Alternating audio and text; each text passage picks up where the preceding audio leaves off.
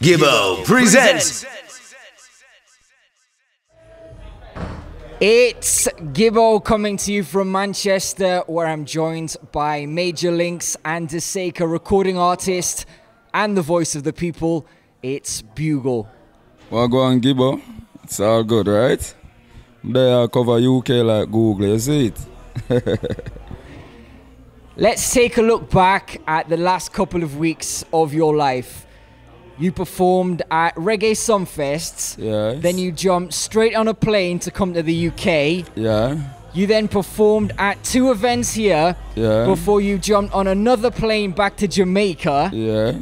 You then performed at Dream Weekend in the Grill. Yeah. Before you boarded yet another plane, which brought you back here so you could finish your UK tour. Definitely. Is this what you mean when you say covering the world like Google? Most definitely. Yeah, because I mean, this is my life still, you understand what I say? And when we sing the song, them, we never know how far them are going to take, or we just sing because we love music. You understand? So knowing that it have me cover the world so much, it have me do so much traveling from, you know, hotel room to plane to hotel room to plane. You understand what I say? So it's just a part of my life. I'm happy with it. It's hard work, but I'm comfortable with it, yeah? You're touring the UK at the moment with Firelinks, and in the past you've featured on some of his rhythms. But is this the first tour that you've done together? Yeah, this is definitely the first tour for me and Firelinks together, but it definitely won't be the last though. And who came up with the idea for the tour? Well, I think it's actually the promoters. Sajay Shanshan Production is actually the one who brought us here in the UK. So it was actually his idea to you know, do something different, because usually you have artists and artists tour, or selectors just tour by themselves. You never usually have artists and selectors. So, you know, for have an artist and a selector combination, and worse, a Bugle and a Firelinks, then trust me, no other two artists gonna make the tour so warm. I tell you. You've been sporting the beard for a while now, but I've noticed over the last few months you've really let it grow out. Yeah. Is it just a new look, or is it a sign of something deeper? Definitely something deeper, because Rastafari is my way of life. And I'm always a Rasta, but it's just that it wasn't visual to the onlooker. So I man just decide, you know, to make it visual, make everybody see what I represent on the inside. You understand me? I say, so this is my way of life. This now have nothing to do with style. You understand me? I say, this is just my way of life. You can see I'm trying here with the beard, but I'm not ashamed to say you're streets ahead of me. Your single, Not Compatible, was released in April, and since then the single and the video have done very well and have appeared in a number of charts and countdowns around the world. How quickly does your stock as an artist rise off the back of a hit single like this?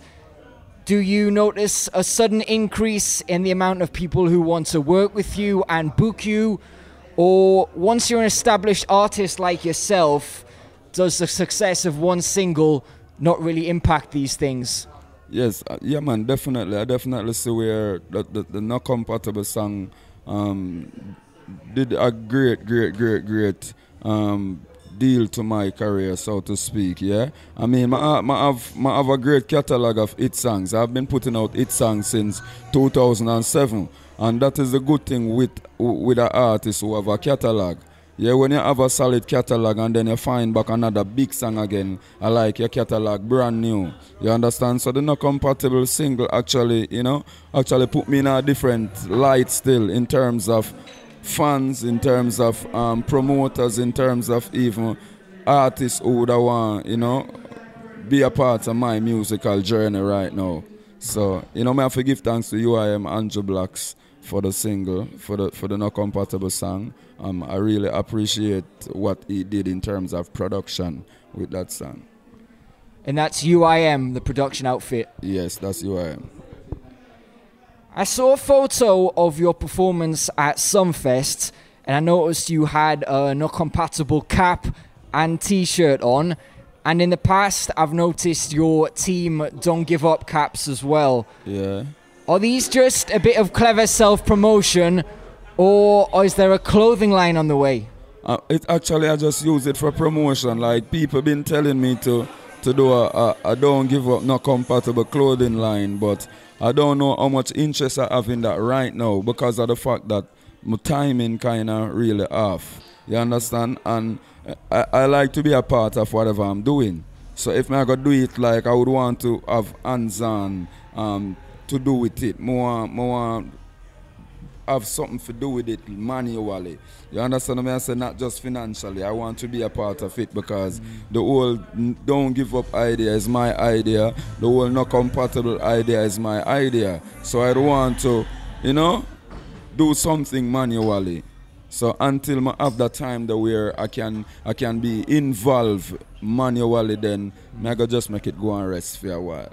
But if you did have the time, a clothing line would be something that you would be interested in doing. Yeah, definitely. I used to do fashion designing before, not before music, but in the midst of doing music, and you don't know if you're going to get that break there or not. I end up doing fashion designing for maybe a year or 2 years. So fashion is a part of my life from then.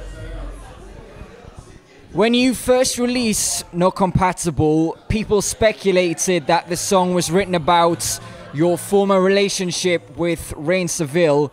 Furthermore, some people felt it could be a response to raunchy photos of her and Konshen, which we used to promote a single which they released together. You've said the song is not about Raine Seville or your past relationship with her. However, she is though someone you know very well and have a child with. How did you react when you first saw the photos? To tell the truth, like, I just one of the picture them I have a problem with. And the reason why I have a problem with that picture is because we have a daughter together. If it wasn't for my daughter, then I wouldn't have a problem with anything at all that she does. Because I don't want the next 15, 16, 17 years, because my daughter going to be 3 in October. I don't want when she reach like 16, 17, 18, then she going to do the same thing. You understand what I say? And if it does happen that she do the same thing, in a picture with a man holding on to her breast, then what I can say to her, I might be I just can't say nothing to her. Why? Because she see her mother do the same thing. You understand what I say? So I definitely don't think that was a good example to set for your daughter. You understand what I say? So me have a problem with that because certain things I definitely wouldn't do because the youth them I grow up and in a minute or two them I go up on the internet and them I go check out them parents. Her mother is an artist, she go and check out her mother work and she go see that picture they pop up. You understand what I say? So she go feel like it's okay if she want to do it because mommy do it in the past. You understand what I say? But other than that particular picture, then I don't have a problem with it. And I just go in the studio and sing a song. I didn't even write that song, so to speak. That song that like a freestyle song.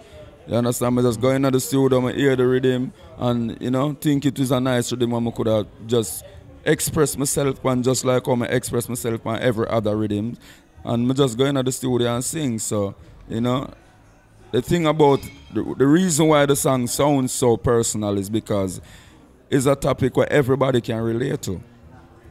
And when you hear something where you can relate to, it sounds personal, right? Definitely. I think that one of your greatest skills as an artist is that you're capable of making conscious tunes that appeal to people who usually only want to hear songs that talk about how much of a bad man someone is or how fast a girl can whine. Do you agree that you have this ability? Yeah, I know that I have it, for real, and I get it from the Almighty so I can brag about it. You understand what I say? I just know, so I get that talent, then I get that gift there of music, and it's not like it's in my genes because I can't tell you of anyone in my family that ever does music before me. You understand what I say? So me know say it's a inborn thing with me. Forget the ability if you can write and master writing and record and master recording and go on a stage and perform and express myself to the people just like how I express myself on the record in the studio. So, you know, I forgive thanks to that, and trust me, talent is not something where you can go around the corner and buy. So when God bless you with a talent, you need to use it and use it wise. Do you try and refrain from using profanity as much as possible in your music? Definitely. If you notice, whenever I use profanity is when I express myself in a positive way, like my kids are hungry and I ain't got shit. You understand what I say? Like that form of expression, then I'll use profanity. What I'm gonna do, what I'm gonna do, what I'm gonna do. You understand what I say? In other sense, I'll use profanity, but other than that, I don't use profanity in my music. Before this interview, I actually did a bit of research because I wasn't sure if you'd ever used any profanity in your lyrics, but I actually went back and looked through the old 7 inches, and I had this song which you just quoted the lyrics from there, and I noticed that there was 2 versions, but it is something rare in your music. Yeah, it is something. I mean, before 2007, I used to sing negative music, so to speak, because not everything you have good and bad. Yeah, but I was just caught up trying to get a break as a young artist and just happened to sing some things so I shouldn't even think about for sing. And me feel like one of the reasons why Father God never give me the break singing them kind of music that because him knows I know that me supposed to do. Yeah, I don't think, I strongly don't believe Father God would have want me to use my talent any other way than I'm using it right now. So, you know, may I use it to the best of my ability. In your opinion, should other artists be more aware of the message contained in their music and the effect that it has on people? Yeah, man, definitely, because word, sound, power. You understand what I say?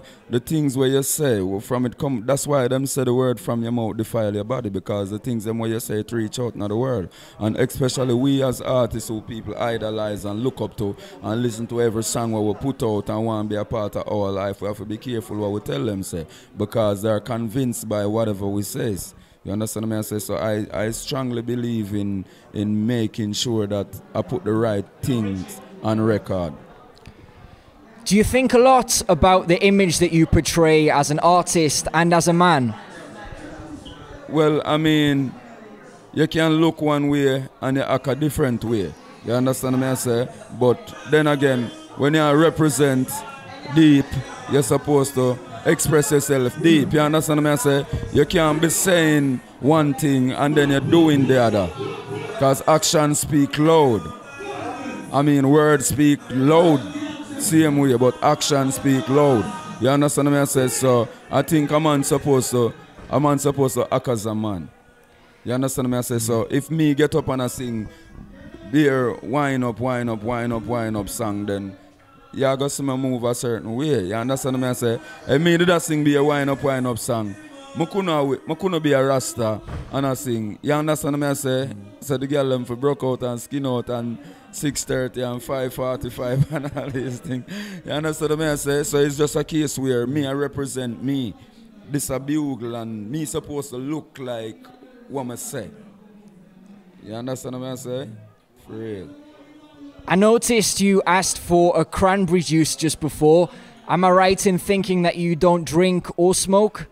I definitely don't smoke, but I'll have a drink occasionally. You know, like when they're in England and the time cold and I go perform and I want to warm up, we have a one drink of Hennessy, but you know, I don't overdo it, and I wouldn't have more than one. You understand what I say? More time with that Jamaican, I would have feel a vibe to one, you know, I would have done a one spliff, but I'm definitely not a smoker. Like, I try my best to just stay natural. I drink a lot of water. That's what I do. I've noticed on Facebook that you like to ask your fans questions and get their views on certain issues and topics. Sure. Is this a way of getting to know your fans better and what they like, or are you just a curious type of person? It's both. It's a little of both, because I love the interaction. I love to know what my fans are thinking, because each and every person who go on my page and like my page, I see them as a fan. You understand? And if me now can reach out to everybody personally, like fans from all over the world. So when me go on the internet, go on Facebook, and I ask them question, and me and them have conversation, then I feel like I'm closer to them. You understand what I say? So, and I'm curious about how people think and what people are thinking. So when every time I ask a question, I actually go back through it and read all of the answers, because I want to know how people think about whatever I'm asking about. Let's look to the future and what's next for yourself. I understand there's some new Daseka produced material on the way? Yeah, man, Daseka is always the backbone of my career from 2007 up until this moment. I mean, Daseka kind of trimmed down from 4 people to 3 people, but it is the same Daseka. The production don't change. The only thing changed about Daseka is that Siran is no longer a part of the whole movement. You understand what I say? But it's the same Daseka. Bugle did, Craig did, David did the same way. So, you know, we did a whole up Daseka and still I put out solid music as Daseka. And you're also working on an album with Sly and Robbie? Yeah, I'm doing 2 albums actually. I'm doing one with Daseka and all the other producers that contributed to Bugle's career since 2007 up until this moment. Yeah, it's not a compilation of songs, it's a compilation of producers. And I say that because I'm not going back for a song that everybody know to put on an album. You understand what I say? But I still want the producers who give me all them hit songs there to produce exclusive tracks for that album. Yeah, and I'm also doing an album exclusively for Sly and Robbie Taxi label. How did the link up with Sly and Robbie first come about? Well, it so happened that the same complex where Daseka studio is where Taxi studio is. So there's always a connection with the old Daseka Taxi. It's just that we never do any work together. You understand? And then I approached Sly one day and said, I want to do some work with you, and him jump at the opportunity. Like, trust me, me not even sure how Sly I gonna respond to me telling him that I want to do work with him. And when I see Sly, I call my phone now and I say, what go on? We're ready for the project. What you deal with? We're ready. Are you where we upon? You understand what I say? So it's an overwhelming feeling to be working with people like Sly and Robbie, who are some of the greatest musicians ever born upon the face of the earth. Yeah. I'm going to give thanks for that. You released your Psalms mixtape last year, but if I'm correct, these will be your first 2 official album releases. Why have you not released an album before now, and why is the right time to release 2 albums? Well, first is first. I think your album's supposed to have your art in it, and not just a compilation of songs that already put out. You understand what I say? And I believe in quality and not quantity. So me love to know, so anything at all when I do it to the best of my ability. You understand? Because I could have put out 3, 4, 5, 6 albums. Tomorrow morning I can put out 5 albums. But as I say, I deal with quality and not quantity. You understand what I say? Because where reggae dancehall music is concerned right now, a lot of artists putting out album and then you just don't hear nothing about it after a week or 2. You understand? Reason for that, one of the reasons for that is because the production week, and the next thing is the artists them now take time out to go write exclusively for your album. Them just have some song where them record for various producers and then just collect everything and put them all together on a CD and set them have an album. And you know, it just not put together right. So me take the time out for know say me I got put values in my music, my career, my writing, the production, and put it out as an album. Is that why you think some reggae albums aren't selling very well today? Because the artists aren't taking time to put the proper effort and record new material for them? Well, albums not really selling, regardless of what, because they have good albums when they really do good either.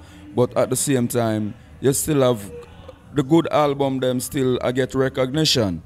You understand me? I say you have a lot of album where I get recognition because they are good album, good produced album, good writing and everything. You understand? And they're and then again, a whole heap of album that when nobody not paying no mind to because them not ready, them not put together properly. I'm not here trying to say my album is going to be the best. Yeah, but me I put my heart in it. Me I just put out an album because me name Bugle and people know who is Bugle, so me I put out an album. Me I put it out as something where I come from my heart, so me I go put my all in it. Do you have a release date for either of the albums yet? I definitely would want the Dasieka album to release by the ending of September coming. But I don't think we're gonna be able to put out the Taxi album before maybe the ending of the year to early January, because Sly and Robbie currently on tour right now. So you know, we have to just wait until we get all of the songs, them record and everything, and then we can set a date. But for now, we can't set a date on the Taxi album. But the other album is almost finished, so I think the ending of September we're supposed to have it out. Well, I'm certainly looking forward to both of those releases, and I'm sure they'll find their way onto my iPod as soon as they're available. Definitely. Thanks a lot, Bugle. It's been great catching up. Yeah, man, give thanks. Haile Selassie, Jah bless, Rastafari, one love, Jah. Gibbo.